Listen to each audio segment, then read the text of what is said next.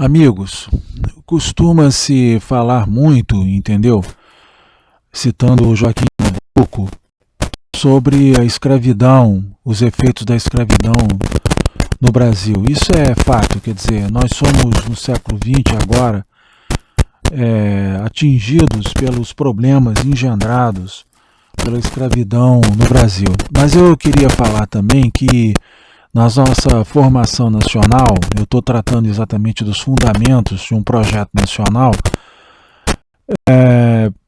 fala-se muito efetivamente nisso aí, na abolição, na escravidão, tudo muito certo, mas o pacto colonial, quer dizer, a escravidão, ela se insere no processo do pacto colonial, que não foi só no Brasil. E eu comecei a analisar esse pacto colonial, quer dizer, com a Constituição de São Domingos, que eu vou fazer uma palestra, estou prometendo sobre isso aí, mas também citando o caso do Sudão também, que é muito semelhante, a esse problema. O que é o pacto colonial? Com algumas variações no mundo todo. A partir do século XVI, com as grandes navegações, os países da Europa tiveram que montar uma estrutura de exploração das suas autoproclamadas colônias. Eu não vou me referir aqui ao processo político e diplomático que deu origem a isso, a não ser en passant e como parte do processo de explicação daquilo que eu quero dizer aqui. Mas o que aconteceu efetivamente, quer dizer, de modo geral, o pacto colonial se estrutura da seguinte maneira.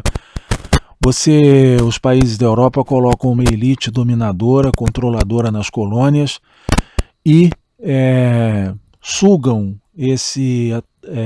as riquezas de uma determinada colônia, que são mandadas para as metrópoles, entendeu? São industrializadas, são modificadas lá e são vendidas na Europa e também nas colônias para essa população que produziu que retirou essas riquezas, a qual essas populações, as quais ficam reduzidas a uma condição de mão de obra desqualificada, que não tem acesso a esse produto industrializado ou modificado na metrópole desde o século XVI, mas que é consumido pelas elites do país. Com exceção do Haiti e do colonialismo português, o esquema foi sempre esse.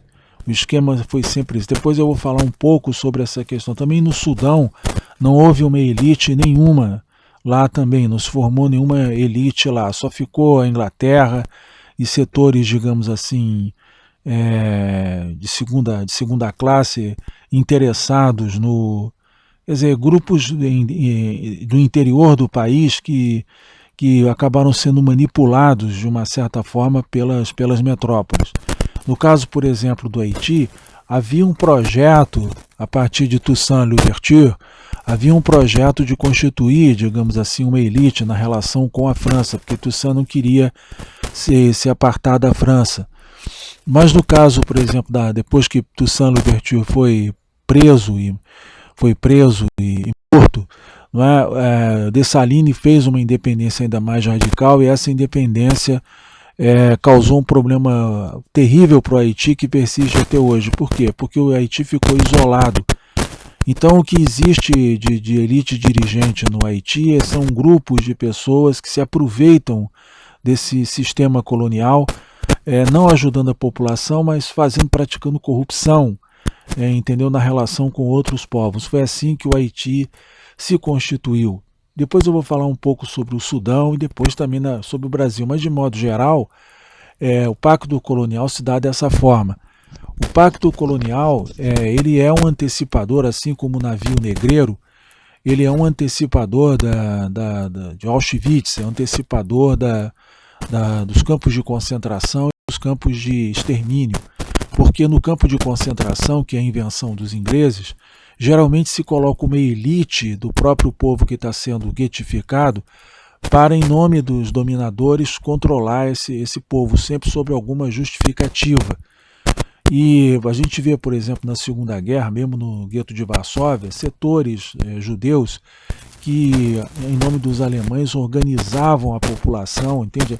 E faziam, inclusive ajudavam a fazer, os nazistas fazeram a lista das pessoas que iam morrer ou que iam trabalhar e assim sucessivamente. No fundo, o nosso mundo moderno, como mostra Hannah Arendt, começa com o colonialismo, com as grandes navegações, e vem até os dias de hoje. Eu vou aprofundar essa questão, mas vocês têm que entender que eu estou fazendo esse resumo histórico, esse recuo na história, para entender como é que eu devo colocar aqui a questão do projeto nacional.